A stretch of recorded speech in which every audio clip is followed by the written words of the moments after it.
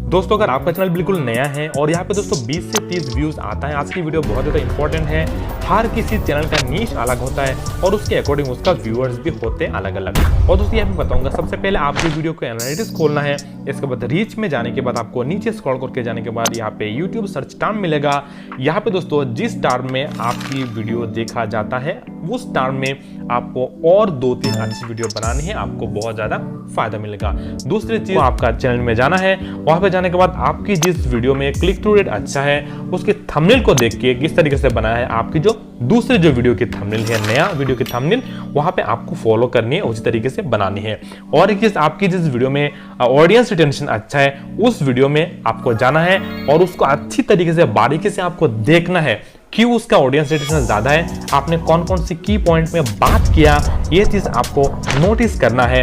और दोस्तों आपकी प्रेजेंटेशन कैसा था वो भी आपको देखना है, उसी तरीके से आपको दूसरी वीडियो बनाना है। मुझे बहुत फायदा मिला है, आपको भी फायदा मिलेगा। वीडियो अच्छा लगे लाइक करके चैनल सब्सक्राइब करके साथ रहना। जय हिंद।